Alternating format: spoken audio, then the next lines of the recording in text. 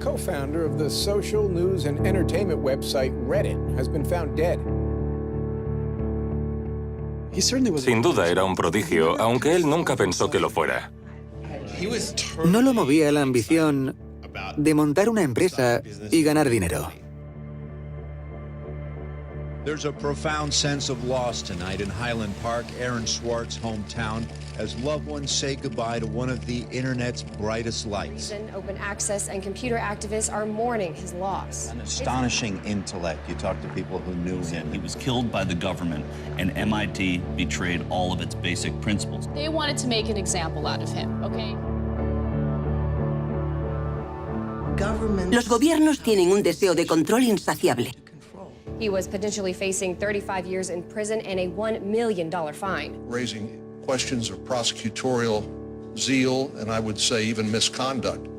Have you looked into that particular matter and reached any conclusions? Growing up, I slowly had this process of realizing that all the things around me that people had told me were just the natural way things were, the way things always would be.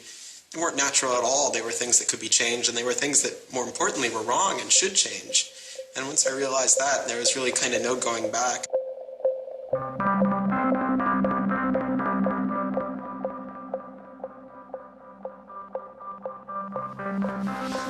Welcome to Story Reading Time. The name of the book is Paddington at the Fair. Nació y creció aquí, en Highland Park. Aaron tenía 2 hermanos y todos eran muy inteligentes. No siempre nos portábamos bien. Éramos 3 niños pequeños corriendo por la casa y causando problemas.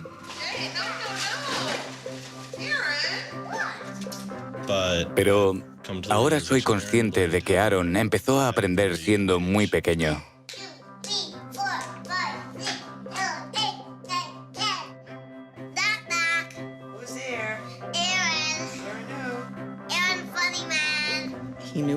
Sabía lo que quería y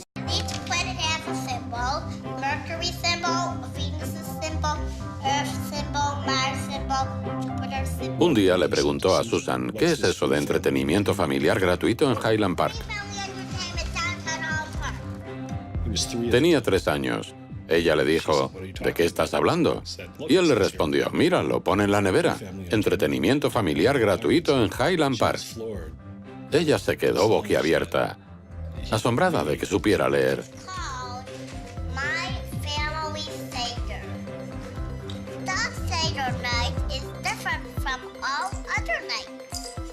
Recuerdo que una vez estábamos en la biblioteca de la Universidad de Chicago. Cogí de la estantería un libro de 1900, se lo enseñé y me dijo, este sitio es extraordinario. Todos éramos muy curiosos, pero a Aaron le encantaba aprender y enseñar.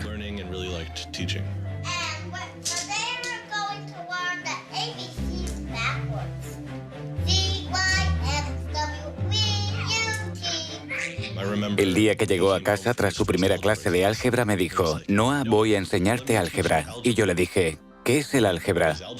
Él era así.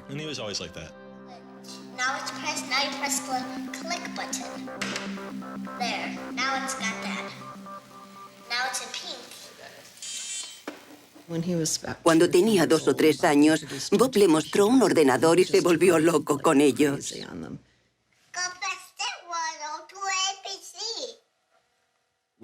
Todos teníamos ordenadores, pero a Aaron le encantaban. Le fascinaba Internet.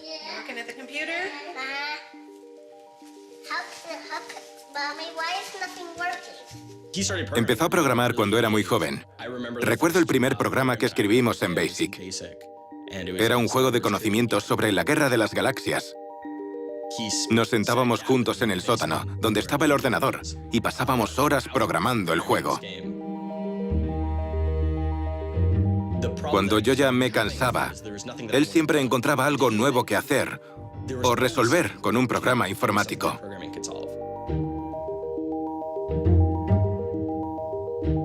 Aaron consideraba la programación como algo mágico para lograr cosas que las personas corrientes no podían. Aaron hizo un cajero automático usando un Creative Macintosh y una caja de cartón. Un año en Halloween No recuerdo de qué quería disfrazarme, pero a él le pareció una idea fantástica que me disfrazara de su nuevo ordenador favorito, que en aquel momento era el iMac. Él odiaba disfrazarse, pero le encantaba convencer a los demás de que fuésemos como a él le gustaba.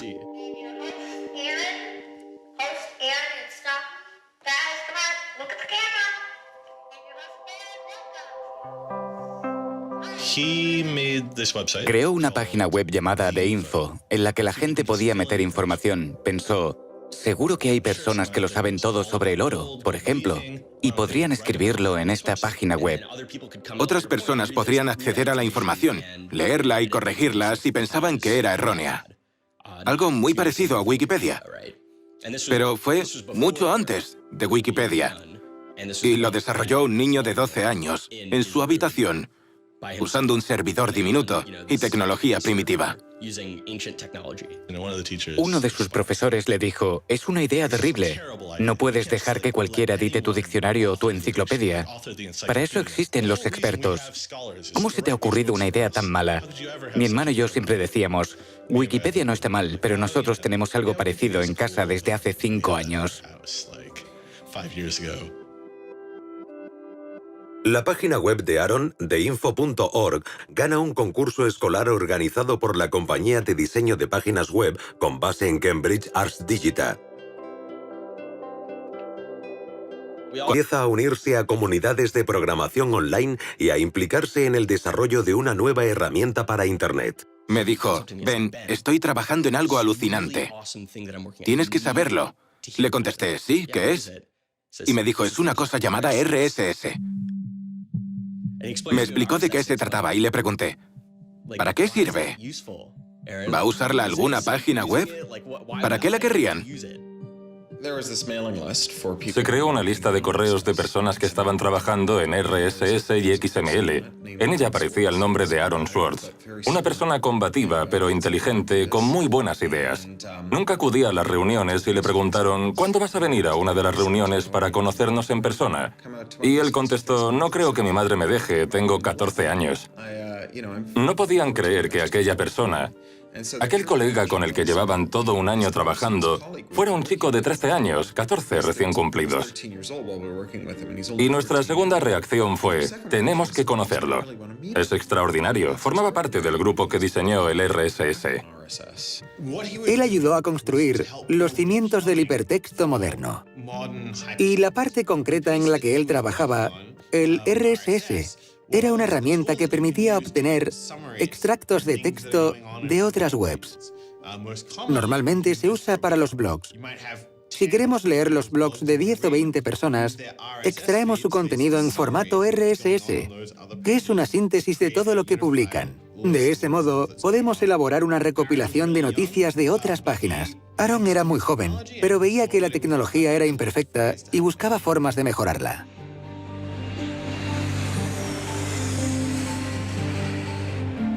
Su madre lo dejaba en el aeropuerto en Chicago y nosotros lo recogíamos en San Francisco. Le presentábamos a mucha gente con la que podía discutir del tema y nos horrorizaban sus terribles hábitos alimenticios. Solo comía alimentos blancos. Por ejemplo, arroz hervido, pero no frito porque no era lo suficientemente blanco, pan blanco y cosas así. Nos maravillábamos al oír la calidad del debate que salía de la boca de aquel joven. Estábamos convencidos de que llegaría lejos en la vida si no moría antes de escorbuto. You can't make companies like Doc was saying. You can't have companies that just, let's sell dog food over the internet, let's sell dog food over cell phones. But there's still a lot of innovation going on. I think if you don't see the innovation, maybe your head is in the sand. Tenía la personalidad de un sabelotodo dominante. Pensaba, soy más listo que tú y como soy más listo que tú, soy mejor y puedo decirte lo que tienes que hacer. Y por eso mismo, a veces se comportaba como un idiota. So you aggregate all these computers together and now they're solving big problems like searching for aliens and trying to cure cancer. Lo conocí a través del IRC, Internet Relay Chat, y no solo escribía códigos, sino que solucionaba muchos problemas a la gente. Era un gran filántropo. Compartía los ideales del movimiento de cultura libre. Creo que Aaron intentaba mejorar el mundo, arreglarlo. Tenía una personalidad muy fuerte que a veces provocaba cierto rechazo. No siempre se sentía cómodo con el mundo y el mundo no siempre se sentía cómodo con él. Aaron entró en el instituto y no le gustaba nada. Lo odiaba. No le gustaban las clases ni los profesores. Él sabía cómo conseguir la información. No necesitaba que un profesor le enseñara geometría. Podía aprenderla del libro. No necesitaba que un profesor le diera su versión de la historia norteamericana. Tenía 3 compilaciones históricas a su disposición y podía leerlas cuando quisiera. Solamente le interesaba Internet. Was very frustrated with school. I thought, the teachers didn't know what they were talking about, and they were very domineering and controlling, and the homework was kind of a sham, and it was just like, all a way to pin students together and force them to do busy work. And, I started reading books about the history of education and how this educational system was developed and, alternatives to it in ways that people could actually learn things as opposed to just regurgitating facts their teachers told them. And that kind of led me down this path of questioning things. Once I questioned the school I was in, I questioned the society that built the school, I questioned the businesses that the schools were training people for, and I questioned the government that, set up this whole structure. Una de las cosas que más le obsesionaban eran los derechos de autor. Los derechos de autor siempre han sido una carga en la industria editorial y para los lectores, pero no una carga excesiva. Es una norma razonable que se asegura de que la gente reciba su dinero. La generación de Aaron experimentó el choque entre el antiguo sistema de los derechos de autor y este medio tan asombroso que él estaba ayudando a desarrollar, Internet y la web. Ambos mundos colisionaron y se produjo el caos. Por aquel entonces conoce a un profesor de Derecho de Harvard, Lawrence Lessig, que estaba litigando contra los derechos de autor ante el Tribunal Supremo. Un joven Aaron Swartz vuela a Washington para asistir al juicio. I am Aaron Swartz, and I'm here to listen to see the Eldred argument. Why did you fly out here from Chicago and come all this way to see the Eldred argument? That's a more difficult question. See the Eldred. Because I don't know. It's very exciting to see the Supreme Court, especially such a prestigious case as this one.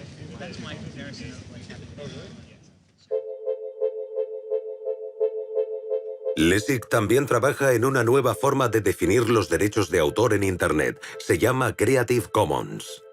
Creative Commons se basa en la idea de dar a los creadores una forma de identificar su creatividad, respetando la libertad que eso conlleva. Así, mientras todos los derechos de autor son reservados, en nuestro modelo solo algunos lo son. Buscamos una forma sencilla de decir, esto es lo que puedes hacer con mi trabajo, pero necesitas mi permiso para estas otras cosas.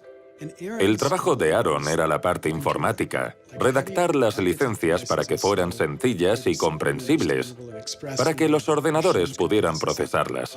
La gente preguntaba, ¿por qué se encarga un chico de 15 años de redactar las especificaciones de Creative Commons? ¿No creéis que es un gran error? Y Larry decía, el error sería no hacer caso a este chico. Ni siquiera era lo suficientemente alto como para llegar al podio. Antes eran todos fijos, no regulables, y siempre se producía ese momento embarazoso en el que abría la pantalla del ordenador y nadie podía verlo. Come to our website here, and you go to choose license.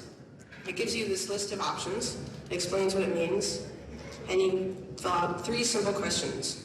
Do you want to require attribution? Do you want to allow commercial uses of your work? Do you want to allow modifications of your work? Me dejó impactada al ver que todos aquellos hombres lo trataban como a un adulto. Aaron subió al escenario frente a mucha gente y empezó a hablar de la plataforma que había creado para Creative Commons. Y todo el mundo le prestaba atención. Yo estaba sentada al fondo y solo podía pensar, es solo un niño. ¿Por qué lo escuchan? Pero lo hacían. Yo no entendía bien de qué hablaba. Aunque sus detractores critican la falta de esfuerzo por asegurar a los artistas el pago de su trabajo, el éxito de Creative Commons ha sido enorme. Actualmente, solo en la web Flickr, más de 200 millones de personas usan alguna de las licencias de Creative Commons.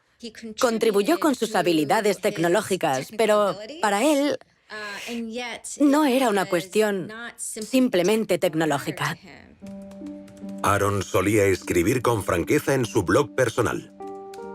Pienso mucho las cosas y me gustaría que otros hicieran lo mismo. Trabajo en nuevas ideas y aprendo de la gente. No me gusta excluir a nadie. Soy un perfeccionista, pero no dejo que eso se interponga en las publicaciones.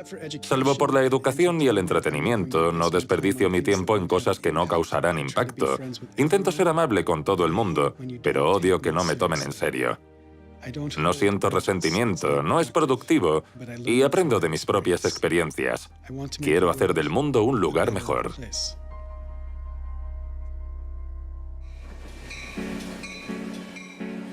En 2004, Schwartz deja Highland Park y se matricula en la Universidad de Stanford. Parecía una colitis ulcerosa que era muy problemática y nos preocupaba que no tomara su medicación. Fue hospitalizado y tenía que tomarse un cóctel de pastillas todos los días.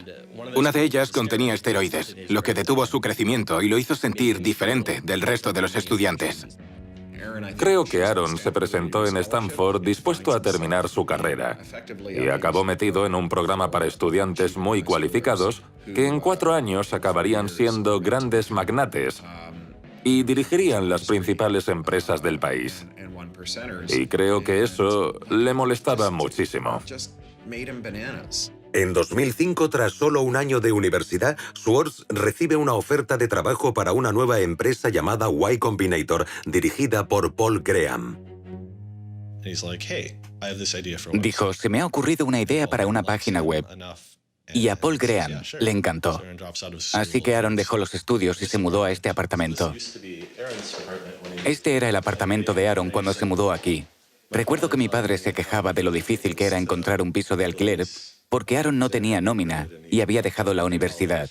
Él vivía en lo que ahora es el salón y algunos de estos carteles son de cuando estaba aquí. Esta es la biblioteca. Ahora hay más libros, pero muchos son de Aaron. El sitio de Aaron de Y Combinator se llama Infogamy, una herramienta para hacer páginas web, pero Infogamy apenas tiene usuarios y Schwartz acaba fusionando su proyecto con otro de Y Combinator que necesita ser rescatado. Lo dirigen Steve Huffman y Alexis Ohanian y se llama Reddit. There we were, starting from almost nothing. No users, no money, no code, and growing day by day into a hugely popular website. And it showed no signs of letting up. First we had 1,000 users, then 10,000, then 20,000, and on and on. It was just incredible. Reddit ha llegado a lo más alto y es un rincón dedicado a los amantes de la informática. Hay mucho humor, mucho arte y la visitan todas las mañanas para enterarse de las noticias. Reddit roza el caos a cierto nivel. Así que, por un lado, es un sitio en el que la gente habla de las noticias del día, de tecnología, de política y de otros problemas. Pero también hay mucho contenido no seguro y material ofensivo. Hay algunas secciones en las que los trolls se sienten como en casa. Así que en ese sentido, Reddit ha generado mucha polémica. Podríamos decir que está al límite del caos.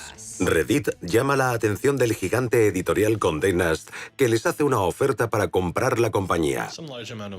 Les ofrecieron mucho dinero, tanto que molestaba a mi padre con preguntas como ¿dónde voy a guardar tanto dinero? Sería mucho. Muchísimo dinero. Probablemente más de $1 millón. Pero no sé cuánto. ¿Y qué edad tenía en ese momento? 19 o 20 años. En este mismo apartamento se sentaban en unos sofás hechos polvo y se dedicaban a trabajar en Reddit. Cuando la vendieron, organizaron una gran fiesta. Al día siguiente se mudaron a California y me dieron las llaves a mí.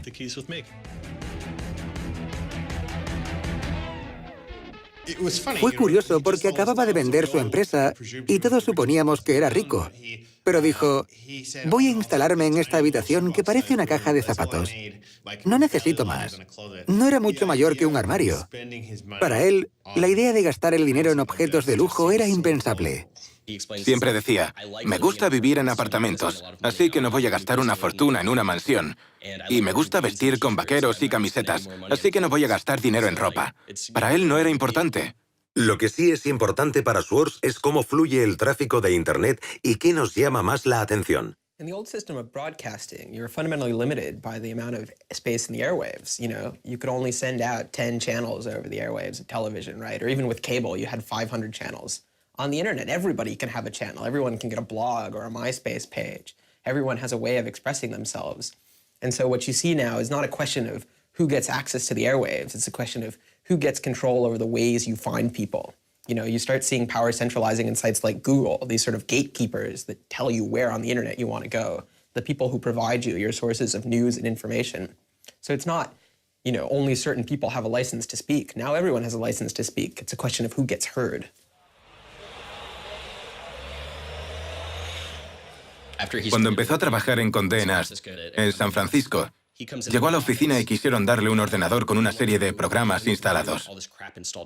Le dijeron que no podía instalar nada nuevo en él, lo que para un programador es ultrajante.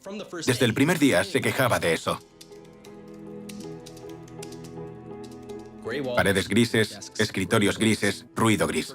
Cuando llegué el primer día no podía soportarlo. A la hora del almuerzo me encerré en el baño y me puse a llorar.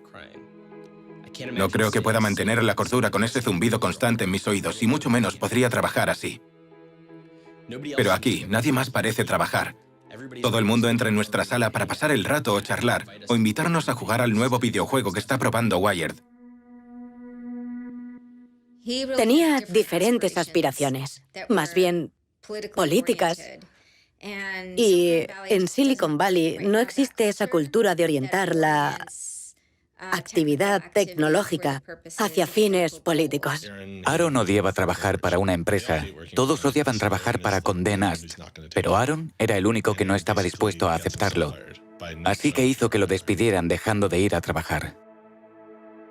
Se dice que fue una separación dura. Tanto Alexis Ohanian como Steve Huffman rechazaron ser entrevistados para este documental.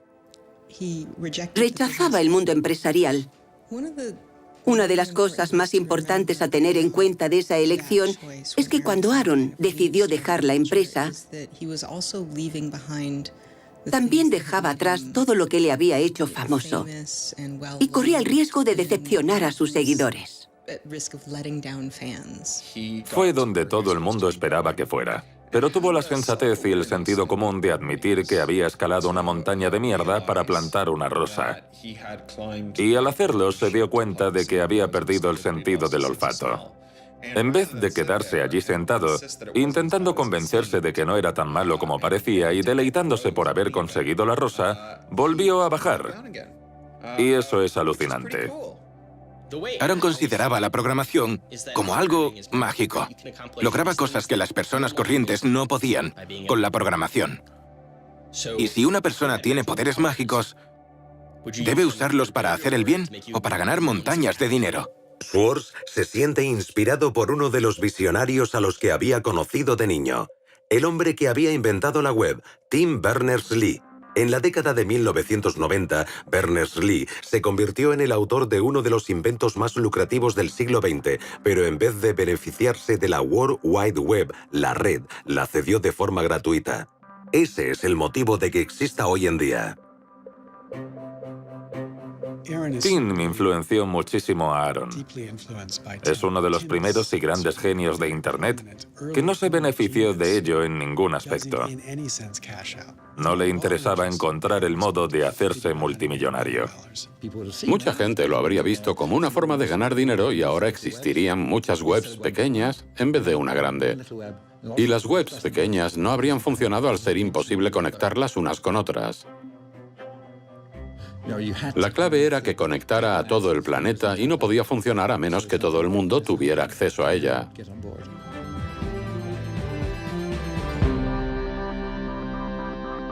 I mean, I feel very strongly that it's not enough to just live in the world as it is, to just kind of take what you're given and, follow the things that adults told you to do and that, your parents told you to do and that society tells you to do.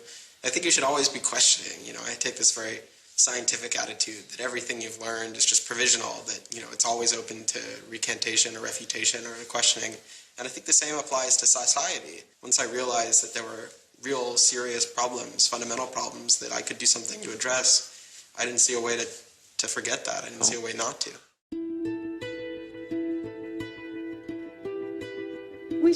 Empezamos a pasar mucho tiempo juntos, como amigos. Hablábamos durante horas todas las noches.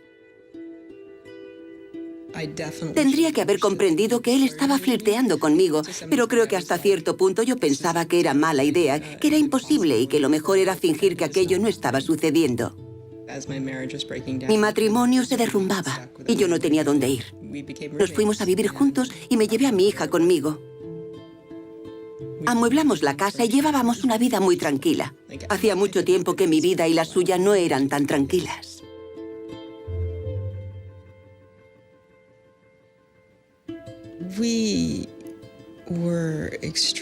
Estábamos muy unidos desde que comenzó nuestra relación. Estábamos en contacto constantemente. Pero los dos éramos muy difíciles. Durante una discusión, él me confesó que tenía una canción favorita y le pedí que me la pusiera. Se trataba de Extraordinary Machine, de Fiona Apple. Creo que le gustaba porque transmite esa sensación de prepararse para una batalla. Y también porque inspira mucha esperanza.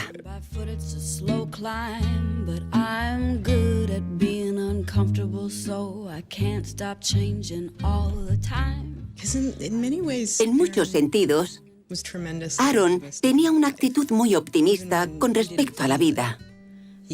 Incluso cuando no lo sentía, podía ser muy optimista.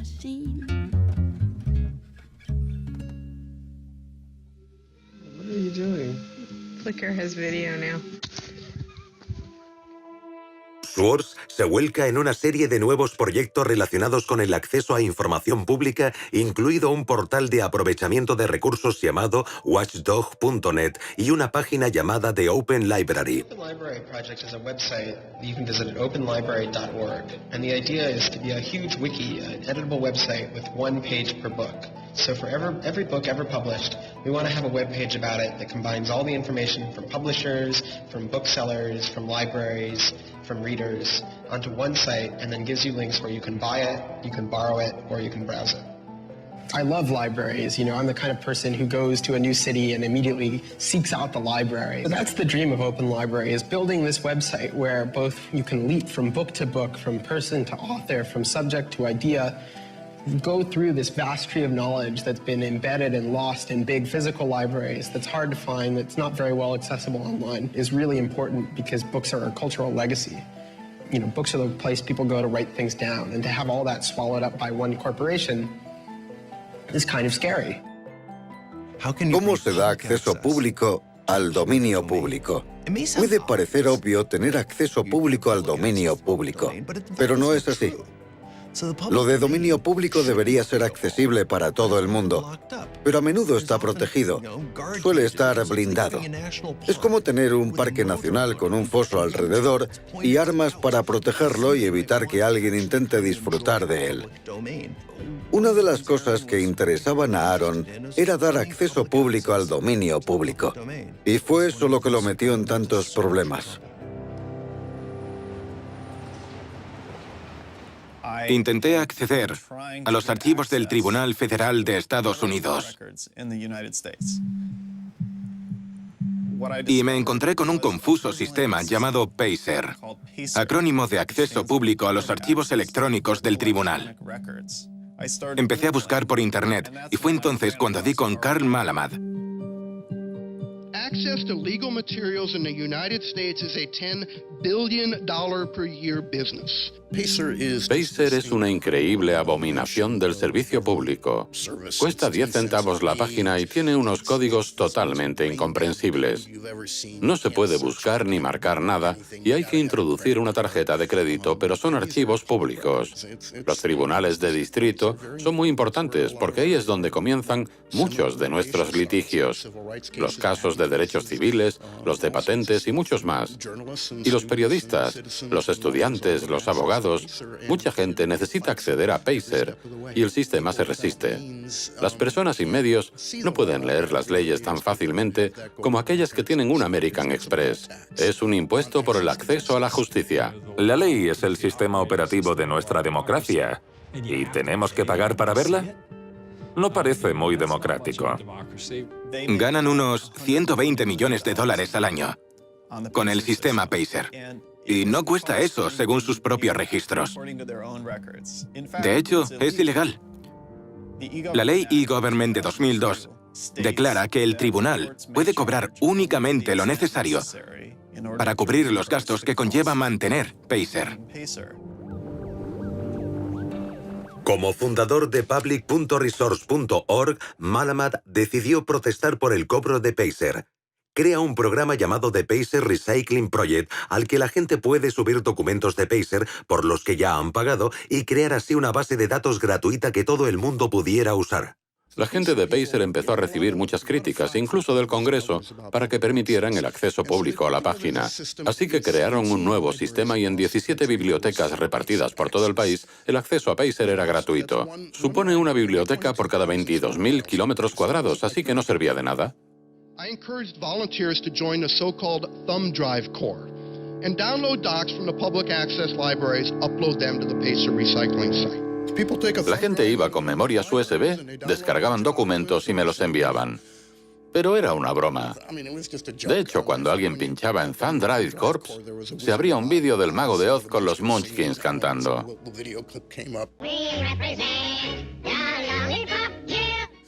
Recibí una llamada de Steve Schultz y Aaron diciéndome, queremos unirnos a Thumb Drive Corps. En esa época, coincidí con Aaron en una conferencia.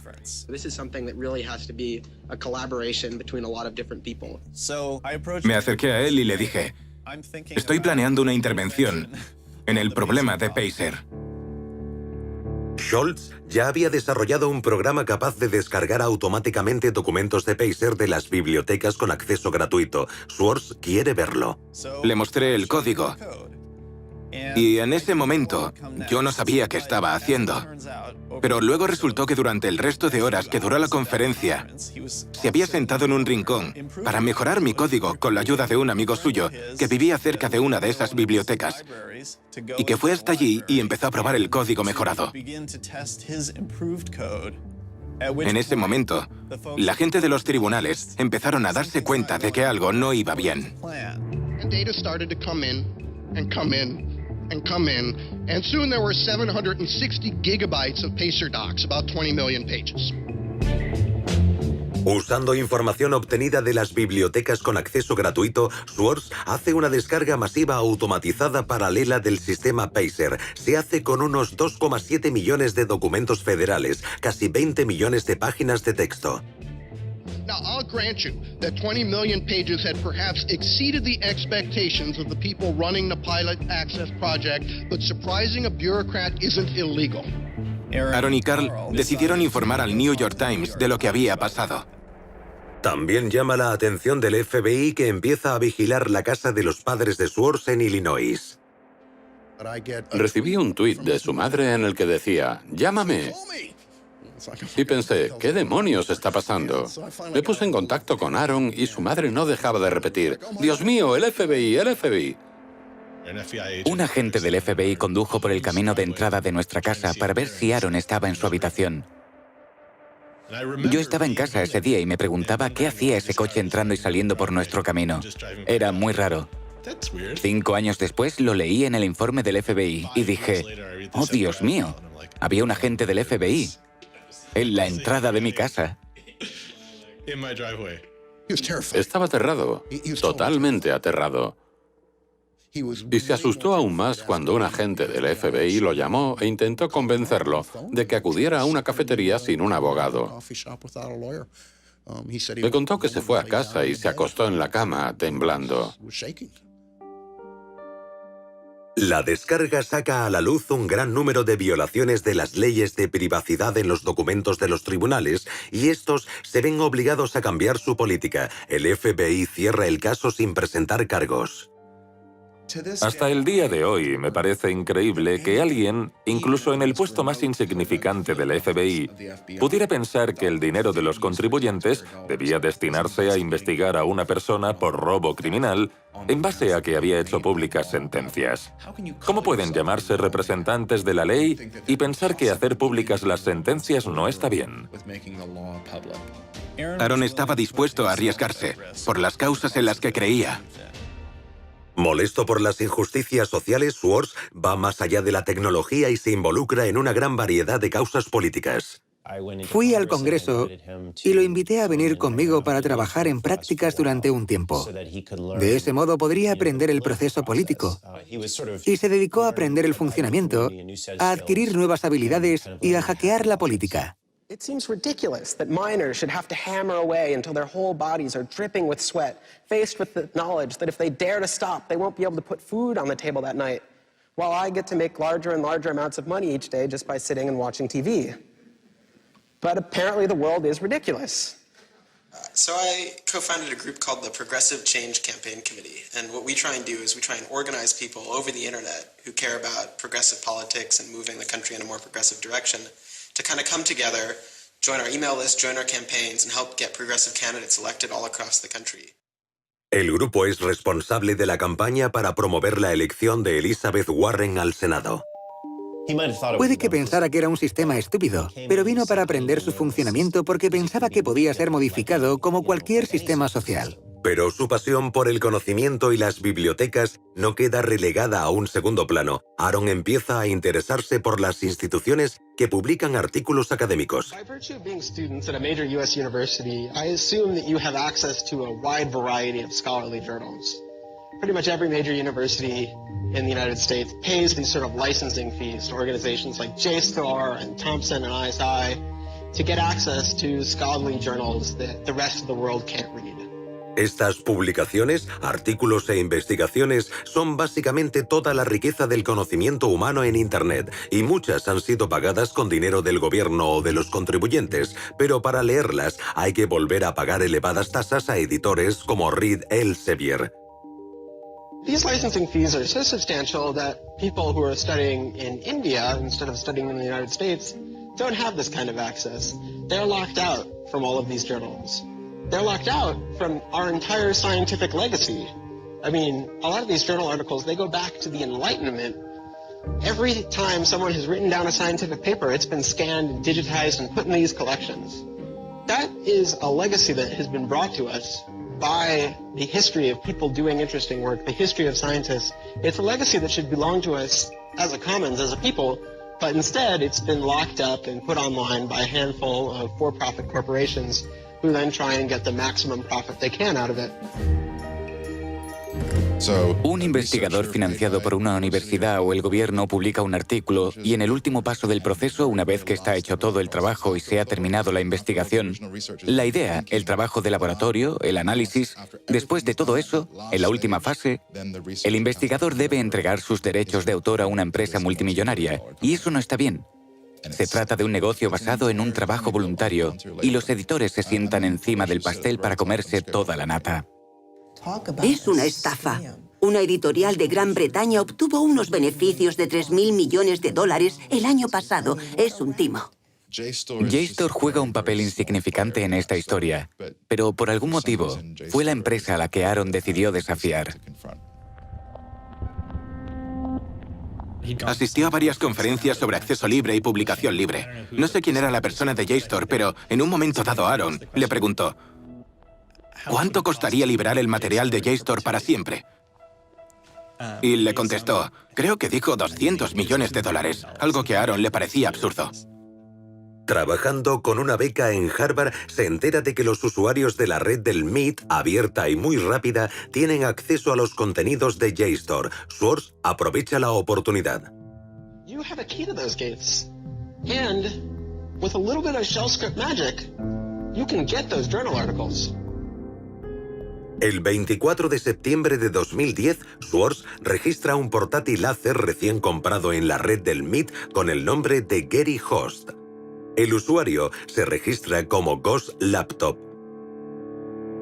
No pirateó JSTOR en el sentido tradicional de la palabra. La base de datos de JSTOR estaba organizada, así que le resultó muy fácil averiguar cómo descargar todos los artículos. Estaban numerados, así que no tuvo más que poner barra, número de artículo 444.024 y 25 y 26.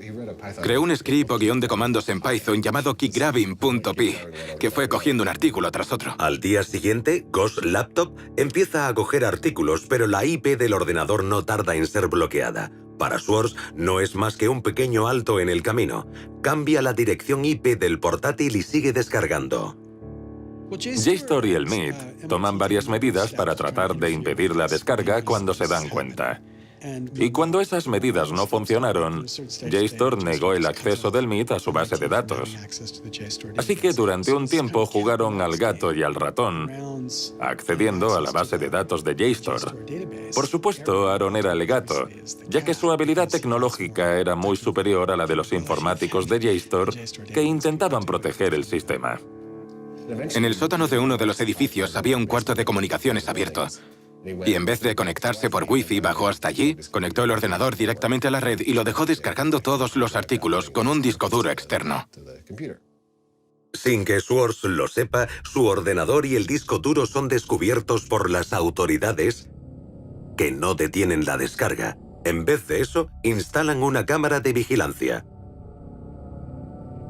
Encontraron el ordenador en el sótano de un edificio del MIT. Podrían haberlo desconectado, haber esperado a que el propietario volviera para decirle, oye, ¿qué estás haciendo? Corta eso, ¿quién eres tú? Pero no lo hicieron. Querían grabarlo para reunir pruebas en su contra. Ese es el único motivo por el que se graba una cosa así.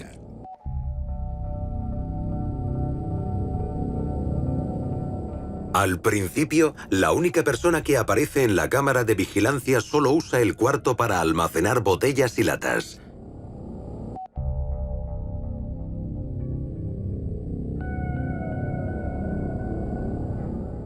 Pero días después, la cámara graba a Schwartz.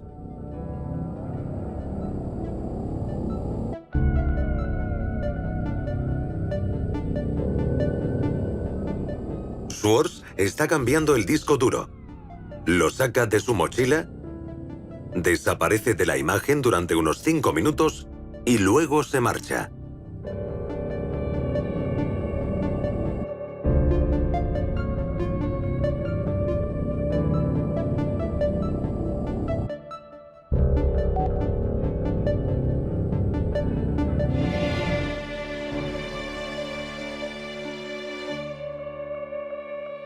Organizaron una especie de emboscada.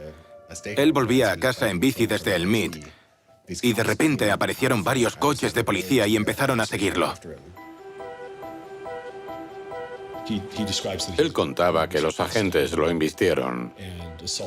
Me dijo que no se dio cuenta de que eran policías que querían arrestarlo. Pensaba que alguien intentaba atacarle. Me dijo que lo golpearon.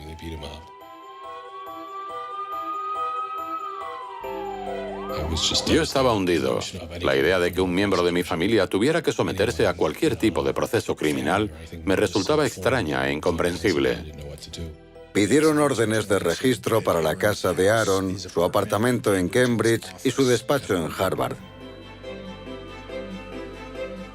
2 días antes de la detención, la investigación va más allá de JSTOR y la policía local de Cambridge. Ahora está en manos del Servicio Secreto de Estados Unidos. El Servicio Secreto fue creado para investigar los fraudes informáticos y de tarjetas de crédito en 1984, pero 6 semanas después del ataque del 11 de septiembre, sus competencias aumentan. El presidente Bush hace uso de la Patriotic Act para crear una red de lo que ellos llaman Fuerzas Especiales contra los Delitos Electrónicos.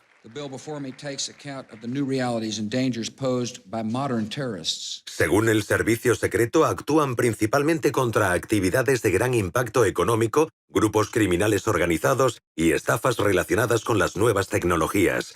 El servicio secreto lleva el caso de Swords a la Fiscalía de Boston. Había un tipo en la fiscalía con el título de director de las Fuerzas Especiales o la División de Delitos Informáticos. No sé a qué se dedicaría, pero uno no es fiscal de crímenes informáticos si no tiene crímenes informáticos que resolver. Así que se abalanzó sobre el caso, decidió llevarlo él, no se lo asignó a ninguna otra persona de la fiscalía. Es Steven Hyman. El fiscal Steven Hyman se mantiene apartado de la vida pública desde el arresto de Aaron Swartz, pero podemos verlo en este episodio del programa de televisión American Greed, grabado en la época de la detención de Aaron. En él describe su anterior caso contra el famoso pirata informático Alberto González, que le valió una enorme atención mediática y numerosos elogios. González organizó el robo de más de 1 millón de números de tarjetas de crédito con sus claves de seguridad, el mayor fraude de su clase en la historia. Aquí Hyman describe a González y da su opinión sobre la piratería. These guys are driven by a lot of the same things that we're driven by. They have an ego, they like challenge, and of course they like money and everything you can get from money. Uno de los sospechosos implicados en el caso González era un joven hacker llamado Jonathan James. Creyendo que lo acusarían por los crímenes de González, James se suicidó durante la investigación. En un comunicado de prensa anterior, describiendo la postura del gobierno con respecto al caso de Aaron Swartz, la jefa de Hyman y fiscal del distrito de Massachusetts, Carmen Ortiz, declara: robar es robar, ya se use un comando informático o una palanca y se sustraigan documentos, datos o dólares. No es cierto. Obviamente no es cierto. No digo que no cause daños y tampoco que no debería castigarse el robo de información. Pero deberíamos ser mucho más sutiles a la hora de determinar exactamente qué daños son más perjudiciales. Si fuerzo una puerta con una palanca, estoy causando daño, no cabe duda. Pero cuando Aaron crea un script que dice descargar, descargar, descargar 100 veces por segundo, no está causando daño a nadie. Y menos si lo hace con el propósito de crear un archivo de publicaciones académicas. Eso no le causa daño a nadie. No estaba robando, ni vendiendo lo que cogió, ni regalándolo. Solo quería dar a conocer su punto de vista. La detención pasa factura a Swartz. No quería hablar de ello. Estaba muy estresado. Si yo pensara que el FBI va a llamar a mi puerta en cualquier momento y me van a detener nada más salir, o al ir a hacer la colada, o que entraran en mi apartamento si no cierro bien la puerta, estaría realmente estresado. Así era como se sentía Aaron. Se volvió bastante sombrío.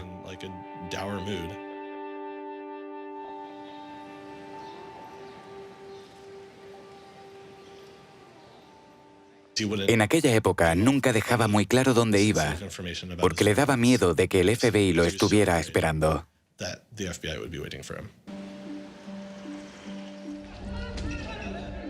Es una época de activismo social y político sin precedentes. La revista Time nombraría como persona del año 2011 al manifestante.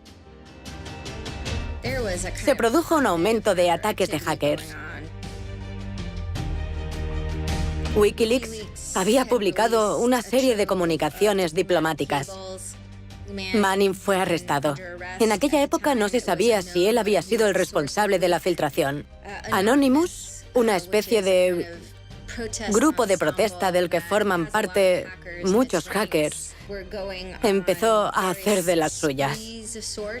Si comparamos todo eso con lo que él hizo, deberían haber dejado el caso en manos del MIT y JSTOR para que lo solucionaran de forma privada y profesional.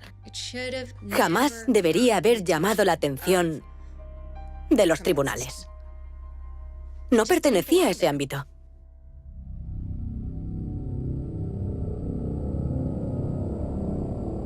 Antes de ser acusado, y 1 año de arresto domiciliario sin usar ordenadores en ningún momento. A cambio, Swords debe declararse culpable de un delito grave. Allí estábamos. No teníamos ni idea de cuál era la acusación del gobierno ni sus pruebas, pero debíamos tomar la decisión. Y nuestro abogado insistía en que aceptáramos.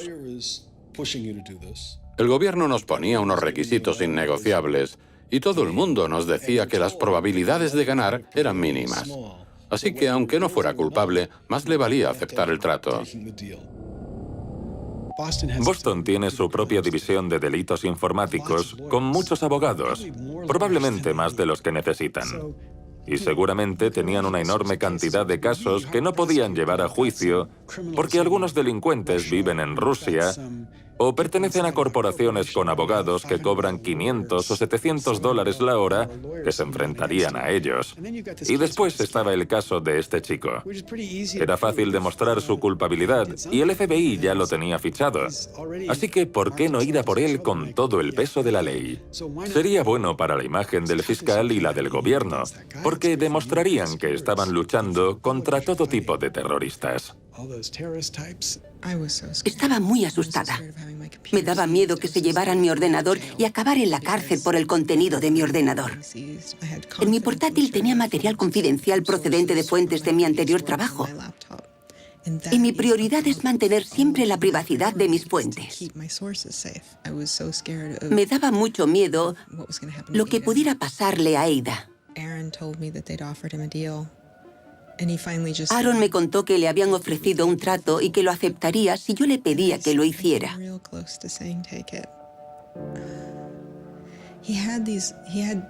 Me faltó muy poco para pedírselo. Tenía aspiraciones políticas serias que había desarrollado cuando decidió abandonar su trabajo corporativo y comenzar esta nueva vida dedicada al activismo político. Pero pensaba que no podía seguir por ese camino habiendo cometido un delito. Una vez me dijo, estábamos paseando junto a la Casa Blanca y me dijo, ahí no dejan trabajar a delincuentes.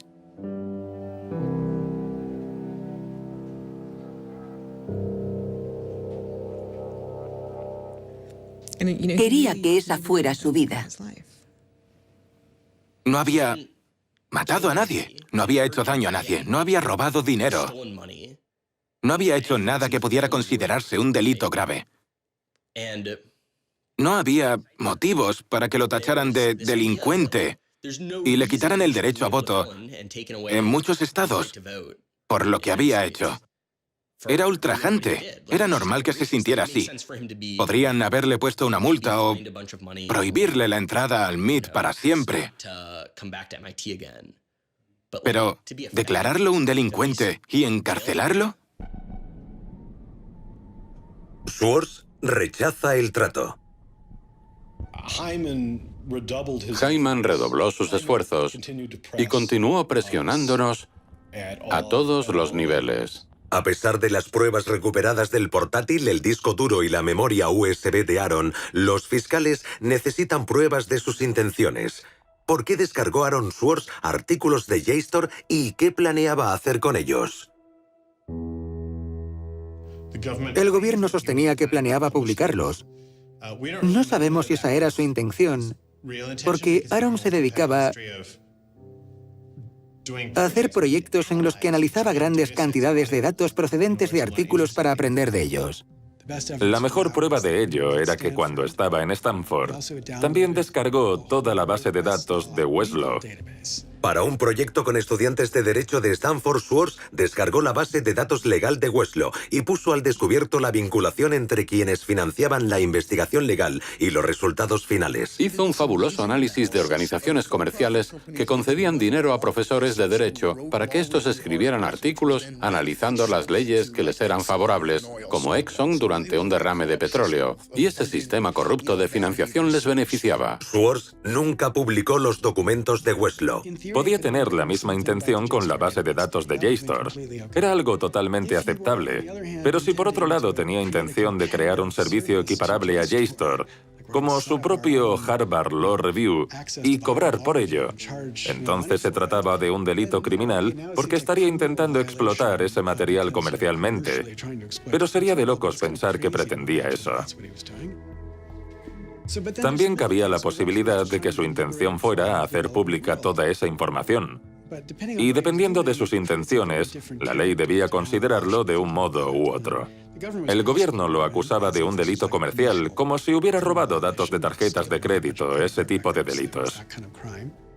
No sé qué pensaba hacer con esa base de datos, pero un amigo suyo me dijo que quería analizarlos en busca de pruebas de financiación empresarial en investigaciones sobre el cambio climático que pudieran modificar las conclusiones. Y yo me lo creo.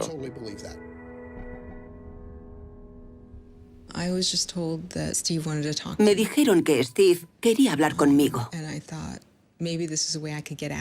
Pensé que podía ayudarlo a salir de aquella situación. No quería vivir con el miedo de que me incautasen el ordenador y con el miedo de ir a la cárcel por desacato si me negaba a entregar mi ordenador. Así que cuando me dijeron que Steve quería hablar conmigo, me pareció razonable. Hacen una propuesta a Norton que permite a los fiscales hacerle preguntas sobre el caso de Aaron a cambio de inmunidad para ella sobre cualquier información que revele durante la entrevista. No me gustaba la idea. Dije a mis abogados repetidas veces que me parecía sospechoso. No me gustaba.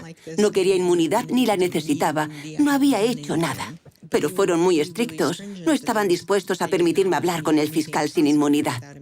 Para que quede claro, te ofrecen un acuerdo de inmunidad limitada. Sí, exacto. En el que básicamente entregabas información a cambio de protección. No se trataba de entregar información. Al menos yo no lo veía así.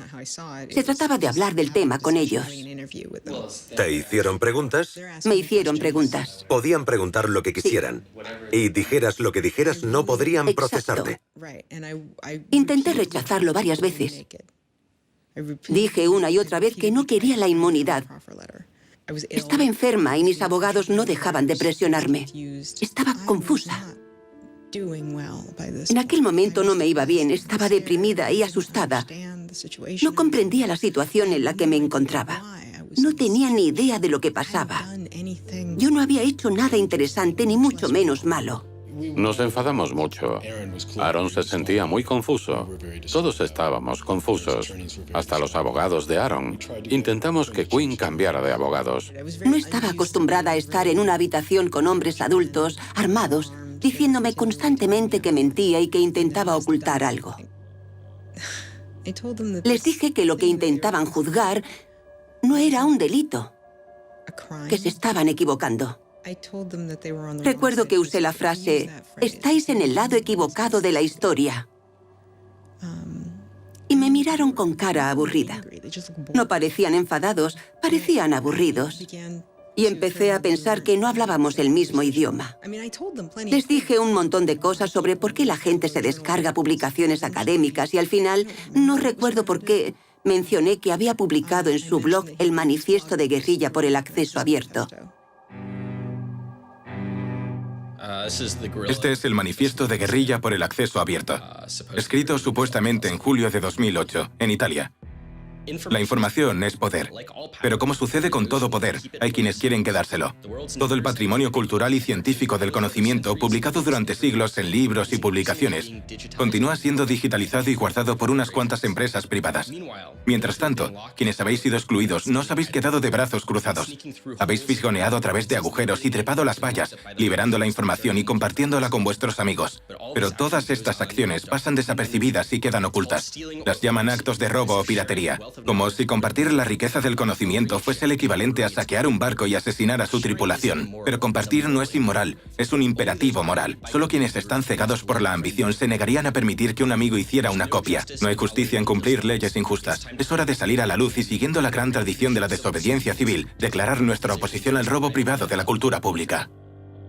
Supuestamente, el manifiesto fue escrito por 4 personas diferentes y editado por Norton. Pero es Schwartz quien lo firma. Cuando terminé la entrevista, fui inmediatamente a hablar con Aaron y le conté todo lo que recordaba. Se enfadó muchísimo. Lo que hice no tendría que haber acabado así. No hice nada mal, pero todo salió mal. Y yo nunca... Sigo furiosa.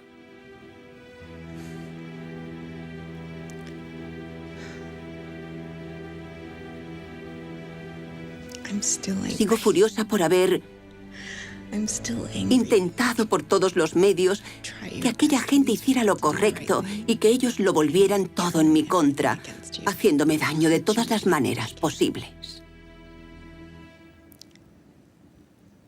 En ese momento, lamenté haber dicho todo eso.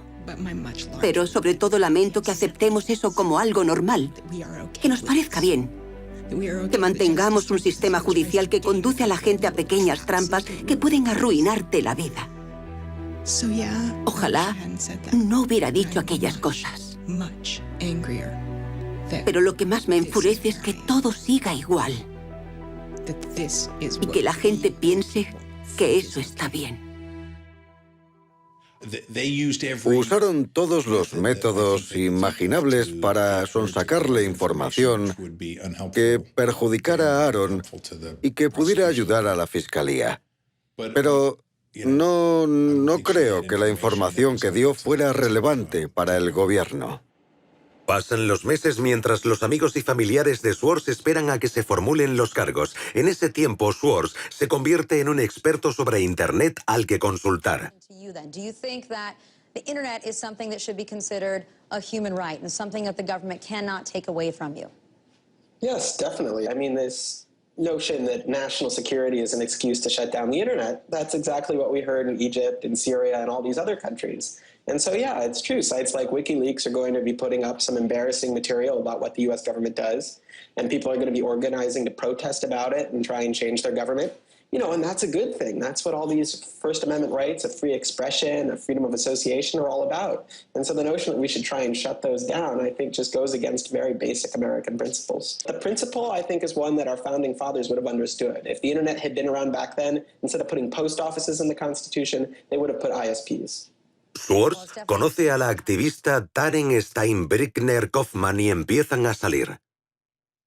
We need a massive global public outcry. If there's no massive global public outcry, it won't create any change. You know, 4 people in this city should cause a massive global public outcry. You know, we need a petition signer. Sin entrar en detalles, le advierte que está envuelto en lo que él llama lo malo. Yo tenía muchas teorías, como que tenía una relación con Elizabeth Warren, o algo así. Dudaba entre Hillary Clinton y Elizabeth Warren. Y un tiempo después, a finales de julio, Aaron me llamó. Yo cogí el teléfono y me dijo, puede que lo malo salga mañana en las noticias. ¿Prefieres que te lo cuente yo o quieres leerlo mañana? Le contesté, quiero que me lo cuentes. Entonces me dijo, bueno, me detuvieron por descargarme demasiadas publicaciones académicas y quieren usarme para dar ejemplo. Y le dije, ¿eso es todo? ¿Por eso tanto jaleo? ¿En serio? Tampoco me parecía para tanto. El 14 de julio de 2011, el fiscal acusa formalmente a Swords de 4 delitos graves. Lo acusan el mismo día que en Inglaterra detienen a 2 miembros de Lulzsec y a otros piratas informáticos. Aaron parecía un pirata más, así que decidieron clavar su cabeza en una estaca y exponerla para que todo el mundo la viera. Aaron fue a entregarse y lo detuvieron. Lo registraron, le quitaron los cordones de los zapatos y el cinturón y lo encerraron en una celda de aislamiento. La Fiscalía del Distrito de Massachusetts emite un comunicado declarando: Swords se enfrenta a 35 años de cárcel, seguidos de 3 años de libertad condicional, embargo de bienes y una multa de hasta $1 millón. Sale en libertad bajo fianza de $100.000. El mismo día, el principal afectado, JSTOR, retira todos los cargos contra Swords y se niega a proseguir el caso. Los de JSTOR no eran nuestros amigos, no pretendían ayudarnos ni ser amables, pero no quisieron seguir formando parte de esto. Los representantes de JSTOR y su empresa matriz, Ithaca, han rechazado hablar en este documental, pero al mismo tiempo emitieron un comunicado diciendo: procesarlo fue una decisión del gobierno, no de JSTOR. Pensábamos que el caso terminaría ahí, que convenceríamos a Steven Hyman de que retirara la acusación o accediera a solucionarlo de una forma más racional, pero el gobierno se negó. ¿Por qué? Creo que querían dar ejemplo con Aaron. Nos dijeron que no retirarían la acusación por esos delitos graves, ni la petición de cárcel, porque querían usar este caso como algo ejemplarizante. Eso fue lo que nos dijeron. ¿Os lo dijeron? Sí. ¿Que querían dar ejemplo? Sí. ¿Que lo iban a usar para eso? Sí. Lo dijo Steven Hyman. ¿Para disuadir a quién? Como si hubiera más gente que se decidiera a entrar en JSTOR y descargarse publicaciones para hacer una denuncia política. Sería más fácil comprender la postura de la administración Obama de una supuesta intención disuasoria si el gobierno, por ejemplo, hubiera procesado el que podríamos considerar el mayor delito económico que ha tenido lugar en este país en los últimos 100 años. Los crímenes que condujeron a la crisis económica de Wall Street. Cuando empiezan a utilizar la táctica de la disuasión de una forma selectiva, dejan a un lado el análisis del delito y hacen uso de los recursos para el cumplimiento de la ley en base a una ideología política. Y eso no es solo antidemocrático, es incluso antiestadounidense. Posteriormente, el fiscal Steven Hyman dice supuestamente al abogado del MIT que la gota que colma el vaso es un comunicado de prensa enviado por una organización que había fundado Swords llamada Demand Progress. Según el MIT, Hyman reacciona a la declaración de apoyo calificándola de campaña descontrolada por Internet y un movimiento estúpido que eleva el caso de un nivel humano a un nivel institucional. Era una combinación peligrosa. El fiscal no quería perder credibilidad, tenía una carrera política a la vista y no quería que esto le pasara factura en el futuro. Así que destinó mucho dinero de los contribuyentes en detener a una persona por coger demasiados libros de una biblioteca. Increíble. Decidí presionar al MIT de todas las formas posibles para que pidiera al gobierno que detuviera el proceso. ¿Cuál fue la respuesta del MIT? En aquel momento no dio ninguna respuesta.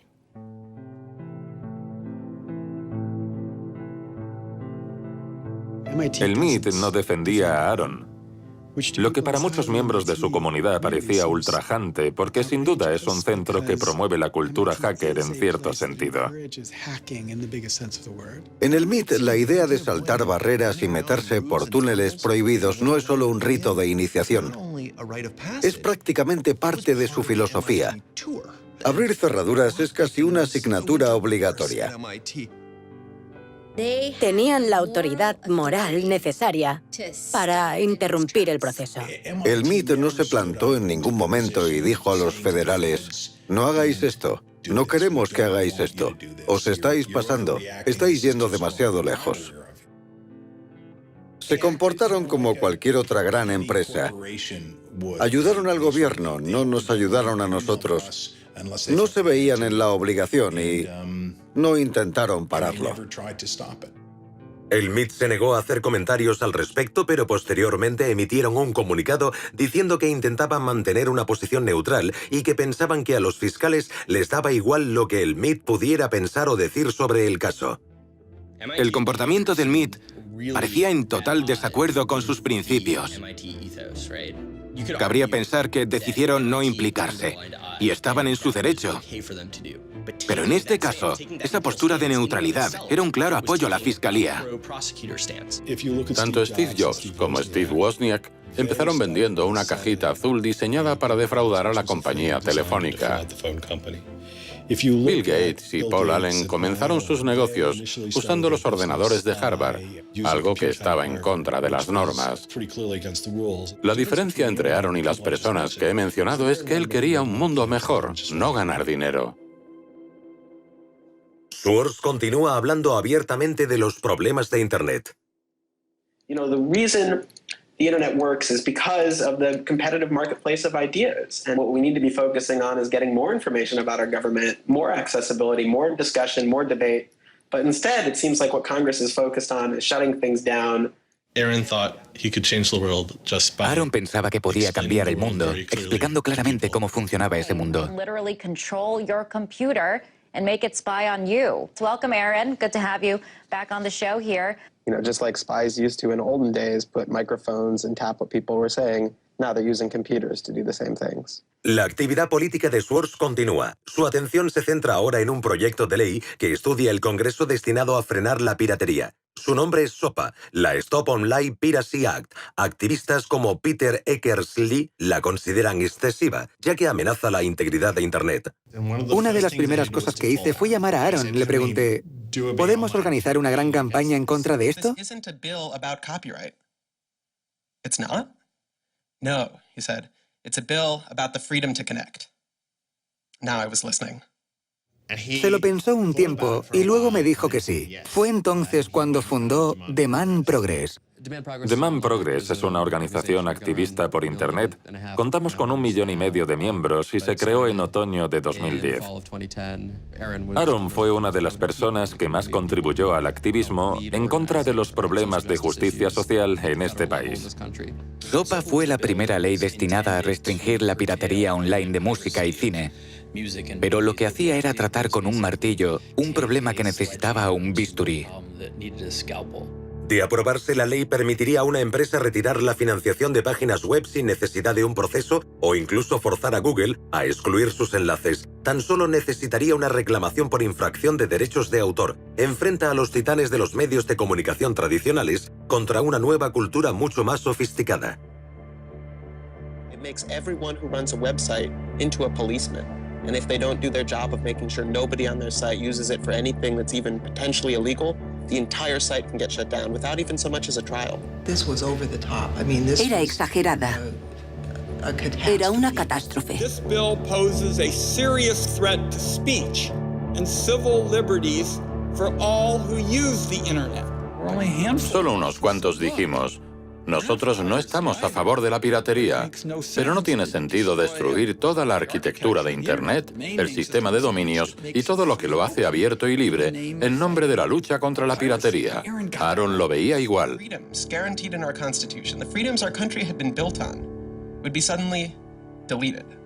New technology, instead of bringing us greater freedom, would have snuffed out fundamental rights we'd always taken for granted. And I realized that day, talking to Peter, that I couldn't let that happen. Cuando se propuso la ley SOPA en octubre de 2011, se consideraba inevitable. En aquel momento, nuestra estrategia se basaba en retrasarla y tal vez suavizarla un poco, pero ni siquiera nosotros pensábamos que pudiéramos frenarla. Cuando trabajas en Washington, aprendes que allí los enfrentamientos legislativos son en realidad luchas entre intereses empresariales. Eso es lo que decide la legislación. Y los enfrentamientos más reñidos son los que se producen entre intereses corporativos que hacen contribuciones a campañas electorales o que representan determinados lobbies. Esos son los más reñidos. Cuando no hay enfrentamientos, es porque todo el dinero está de una parte, las grandes empresas están de una parte y millones de personas de otra. No había visto nada como la ley PIPA o SOPA en todos mis años de servicio público. Más de 40 senadores apoyaban la ley. Así que ya tenían un largo camino recorrido para conseguir los 60 votos necesarios para aprobarlas. Even I began to doubt myself. It was a rough period. Swartz y Demand Progress consiguen un gran apoyo usando métodos de concienciación tradicionales, combinados con un servicio de voz sobre IP para facilitar que la gente pudiera llamar al Congreso. Nunca había conocido a nadie capaz de operar a ese nivel, tanto tecnológico como de estrategia de campaña.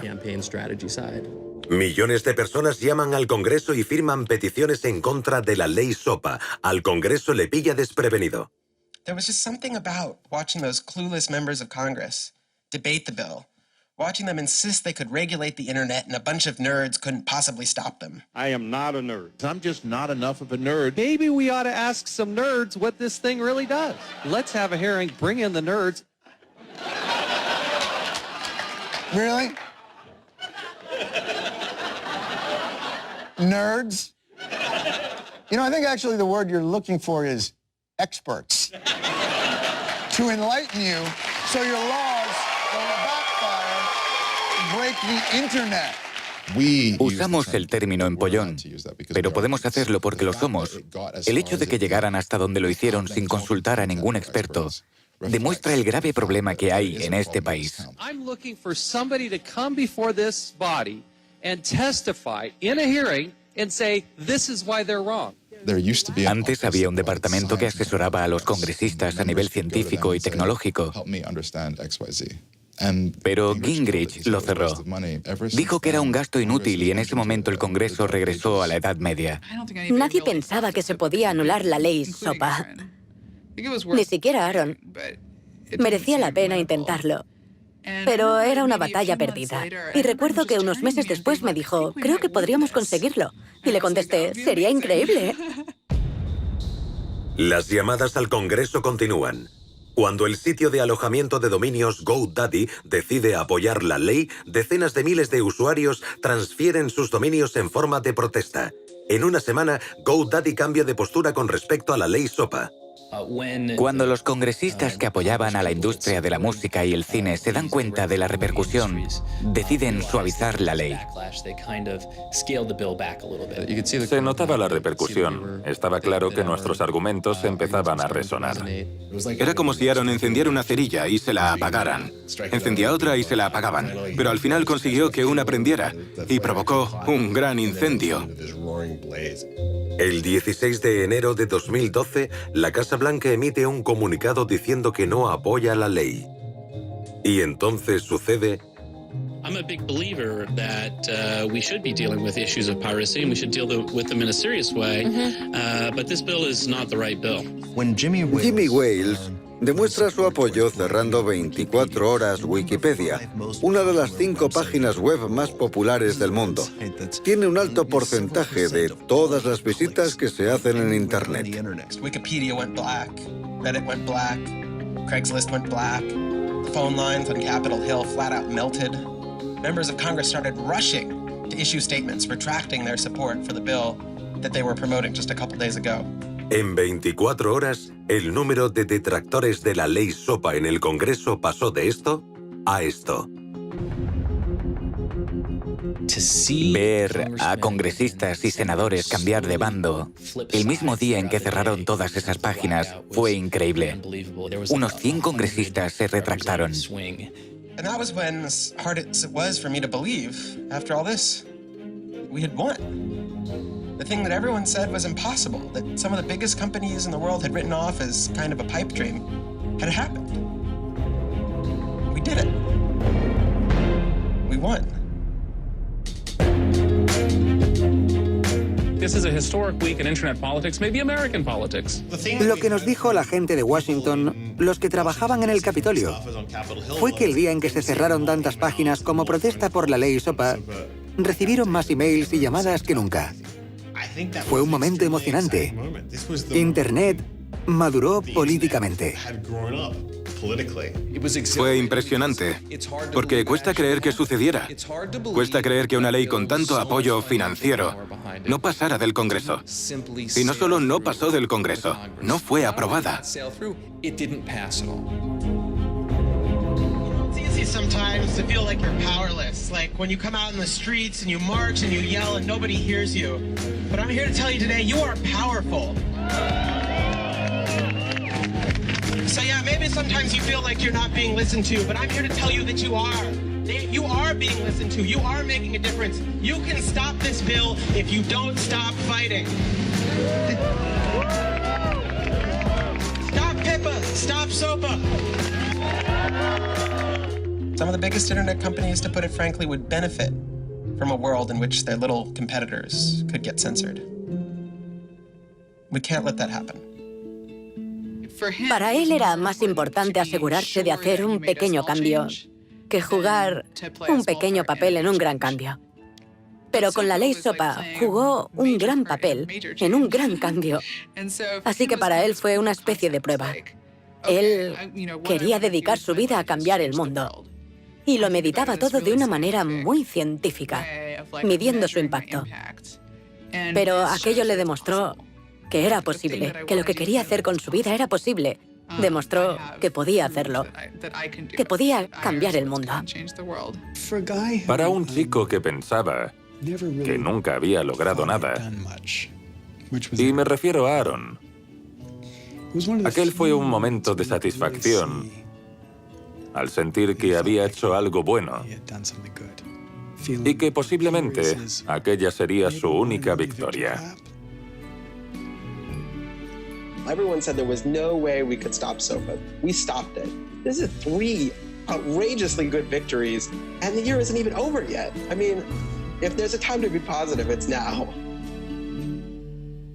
Consiguió frenar la ley SOPA un año después de su detención, pero la alegría no era total por lo que le esperaba. Estaba decidido a participar en el proceso político. Era imparable. La lista de organizaciones que funda Source, a veces en colaboración con otros, es enorme. Y años antes de que Edward Snowden sacara a la luz el problema de la vigilancia en la red, a Source ya le preocupaba. It's shocking to think that the accountability is so lax that they don't even have sort of basic statistics about how big the spying program is.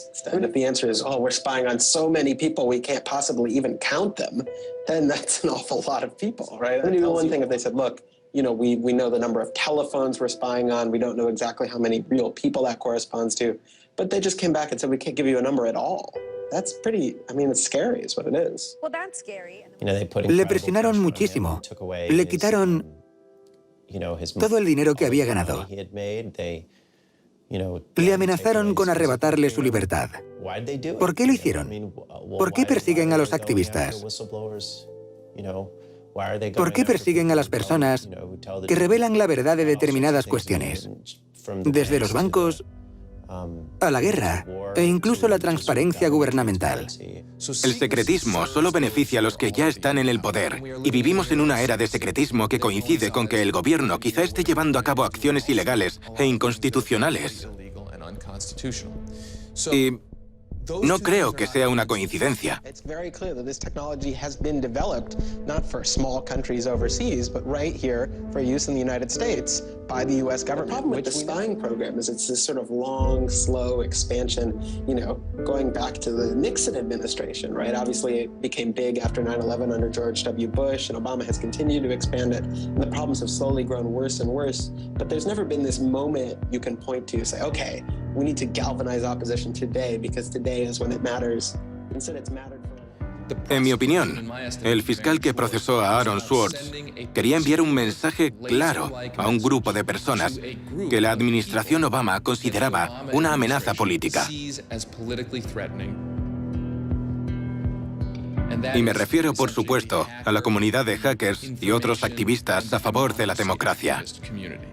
A mi entender, el mensaje que la administración Obama quería enviar a esta comunidad era: sabemos que tenéis la capacidad de causar problemas al gobierno, así que vamos a dar ejemplo con Aaron Swartz y asustaros lo más posible para que no causéis problemas. And the government said, oh, the legal opinions we're using to legalize the spying program are also classified. So we can't even tell you which laws we're using to spy on you. You know, every time they can say, oh, this is another instance of cyber war, the cyber criminals are attacking us again, we're all in danger, we're all under threat. They use those as excuses to push through more and more dangerous laws. And so just to follow that up, like, personally, how do you feel the fight is going, I guess? It's up to you. I know, but we gotta, like, you know. You know, there's sort of these two polarizing perspectives, right? Everything is great. The internet has created all this freedom and liberty and everything's going to be fantastic. Or everything is terrible. The internet has created all these tools for cracking down and spying and, you know, controlling what we say. And I think both are true, right? The internet has done both. And both are kind of amazing and astonishing. And which one will win out in the long run is up to us. It doesn't make sense to say, oh, one is doing better than the other. You know, they're both true. And it's up to us which ones we emphasize and which ones we take advantage of, because they're both there and they're both always going to be there.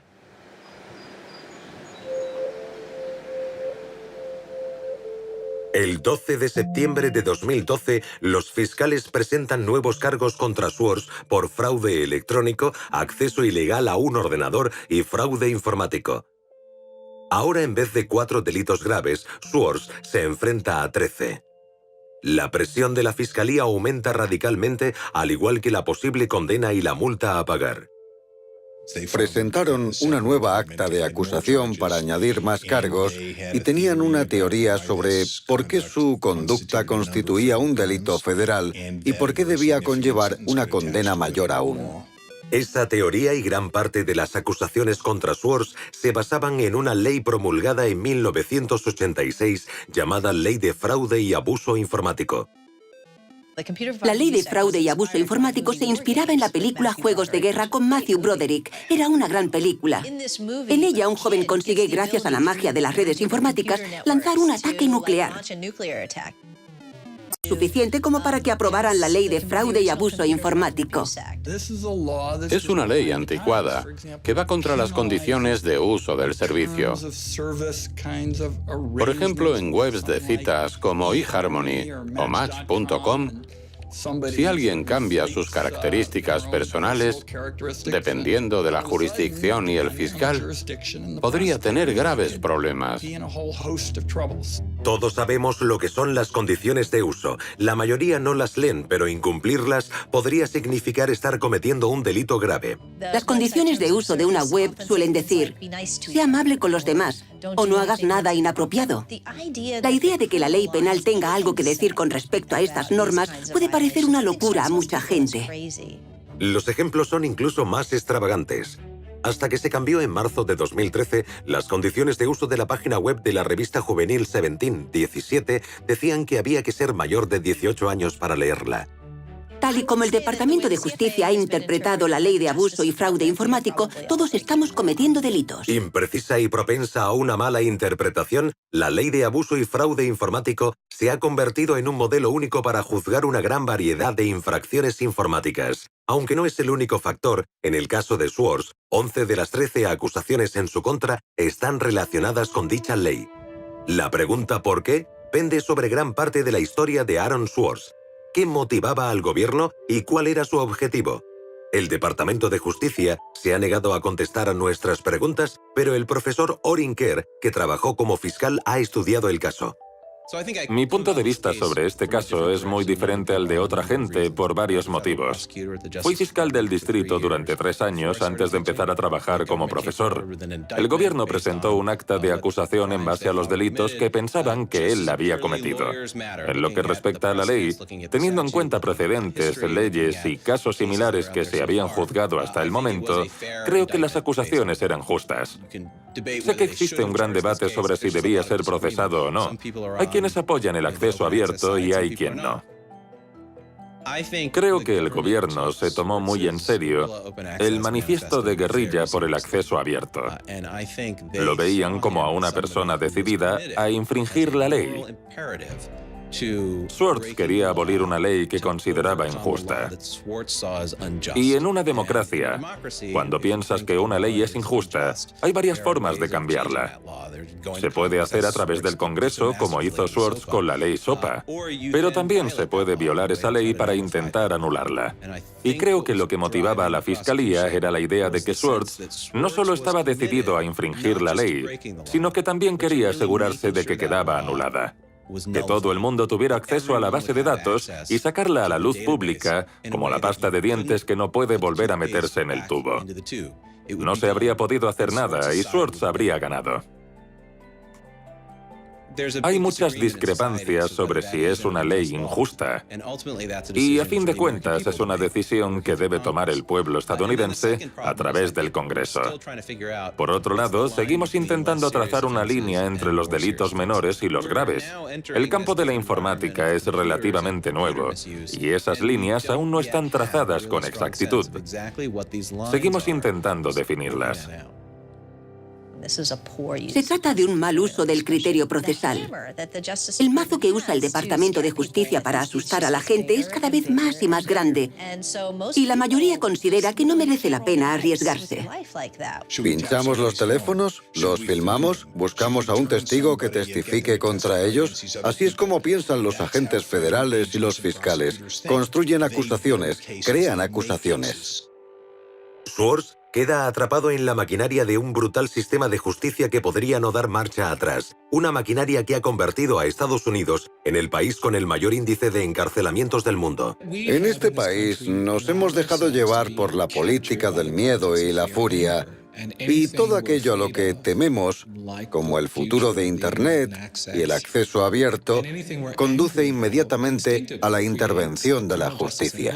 Hemos usado la cárcel y el castigo para resolver una gran variedad de problemas que históricamente nunca habían sido considerados delitos penales.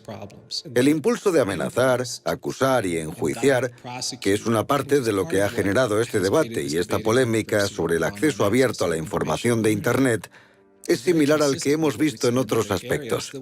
La diferencia es que las personas que se convierten en víctimas de esta respuesta penal y carcelaria suelen ser pobres y pertenecientes a una minoría.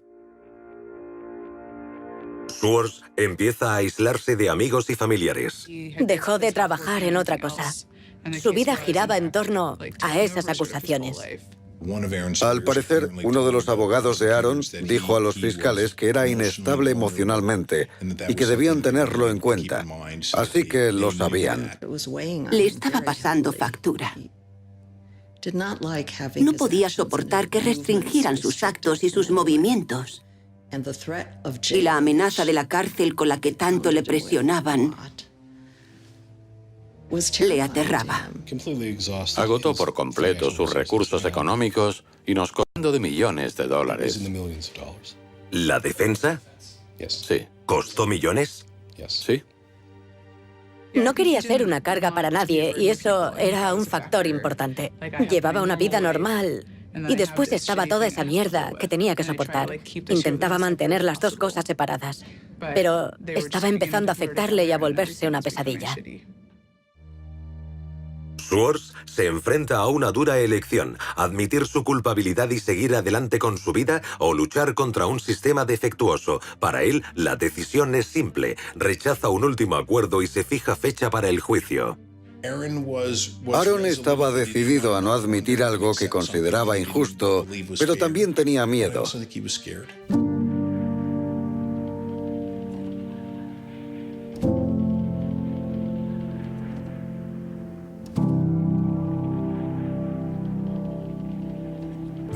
Yo creo que no habrían podido condenar a Aaron. Estoy convencido de que habríamos salido del juzgado, le habría dado un abrazo, habríamos cruzado el río de Boston y nos habríamos tomado unas cervezas. Creo que teníamos razón y estoy convencido de que habríamos ganado el caso. No hablaba mucho de ello, pero se notaba cuánto sufría.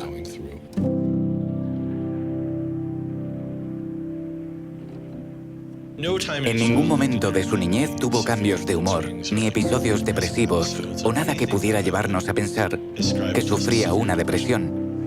Pero puede que estuviera deprimido.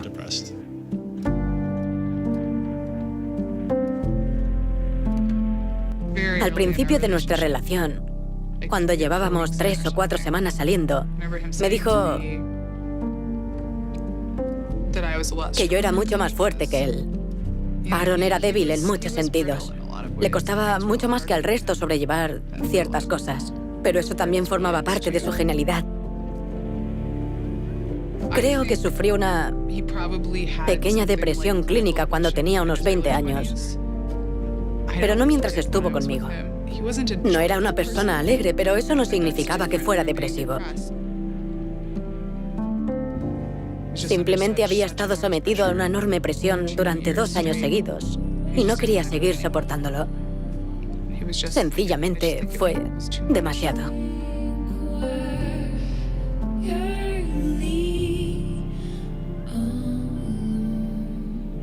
Aquella noche recibí una llamada. Sabía que algo no iba bien, así que llamé y me enteré de lo que había pasado.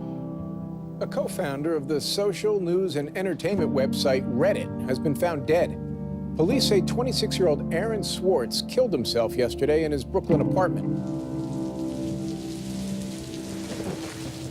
Pensé que habíamos perdido a una de las mentes más creativas de nuestra generación. El mundo se me vino abajo en ese momento.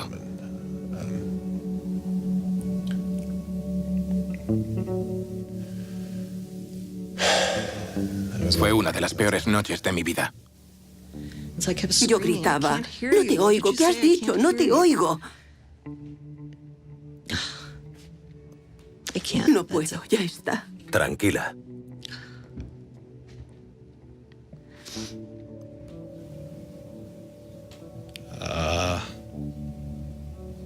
Nadie lo entendía.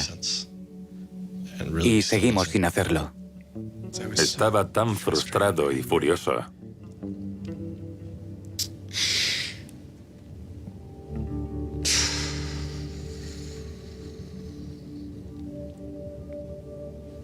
Intenté explicárselo a mis hijos.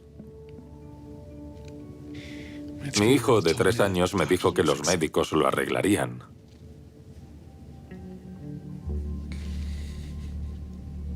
Conozco a mucha gente que ha muerto, pero nunca había perdido a nadie así.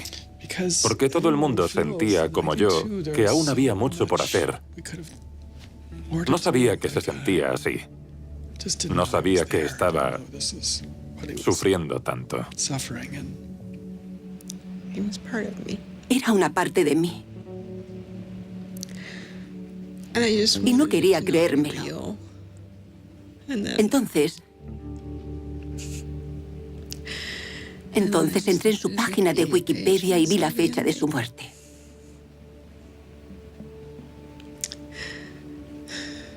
...2013.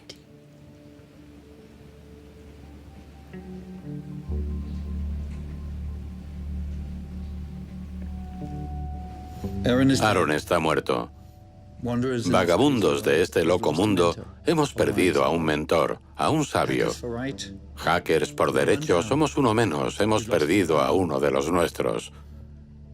Proveedores, cuidadores, oyentes, alimentadores, padres, todos, hemos perdido a un hijo. Lloremos.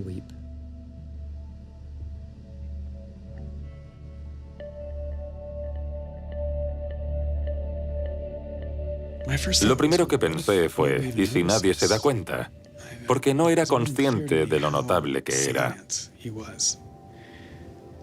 Nunca había visto un estallido de emociones como ese. La red se incendió. Todo el mundo intentaba explicarlo a su modo, pero nunca había visto a la gente mostrar tanta pena en Twitter. Todo el mundo estaba afligido.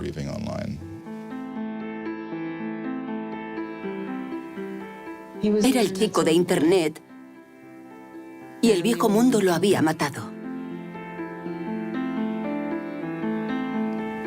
Vivimos en una época en la que las grandes injusticias no se pagan. Los arquitectos de la crisis económica cenan con el presidente de forma regular. En estos tiempos, la idea de que esto es lo que el gobierno debería perseguir parece absurda, si no fuera tan trágica. La pregunta es, ¿podemos hacer algo para que el mundo sea un lugar mejor? ¿Cómo podemos perpetuar ese legado? Es lo único que debemos preguntar.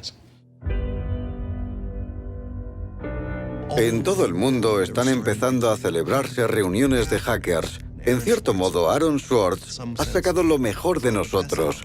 Y ahora todos nos preguntamos, ¿cómo podemos solucionar esto? He was, in my humble opinion, one of the true extraordinary revolutionaries that this country has produced.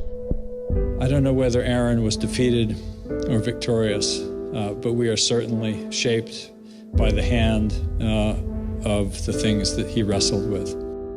When we turn armed agents of the law on citizens trying to increase access to knowledge, we've broken the rule of law, we've desecrated the temple of justice. Aaron Swartz was not a criminal. Change does not roll in on the wheels of inevitability. It comes through continuous struggle. Aaron really could do magic. And I'm dedicated to making sure that his magic doesn't end with his death. He believed that he could change the world, and he was right. Out of the last week and out of today, phoenixes are already rising. Desde la muerte de Swords, la representante Zoe Lofgren y el senador Ron Wyden han presentado un proyecto para reformar la ley de abuso y fraude informático en la que se basaban la mayoría de las acusaciones contra Swords. Se llama Aaron Law, la ley de Aaron. Aaron creía que debíamos preguntarnos qué es lo más importante que podemos hacer ahora mismo por el mundo. Y si no estamos trabajando en eso, ¿por qué no lo hacemos?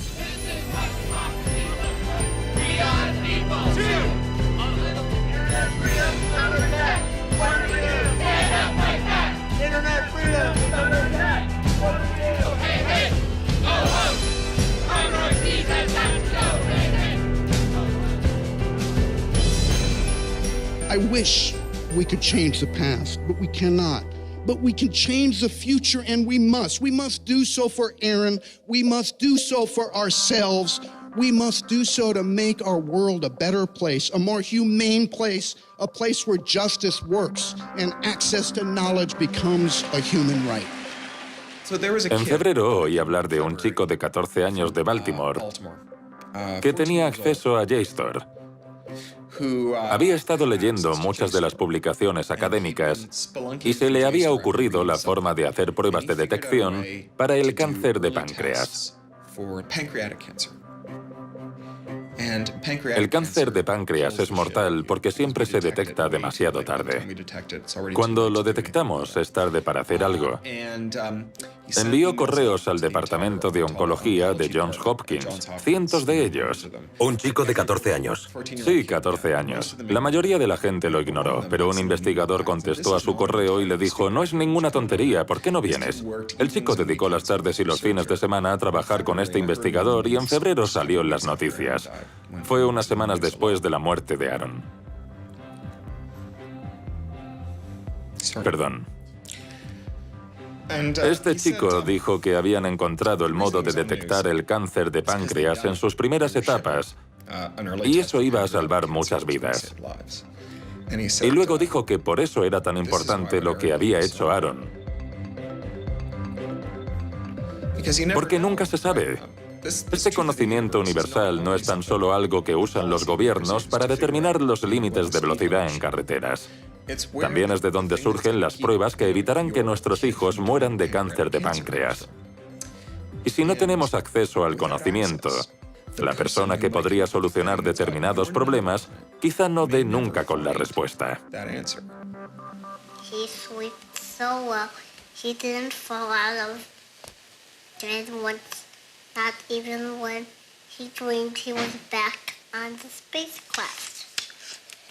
Very good, Aaron. Very good. Yay, Aaron. Okay, now it's song time.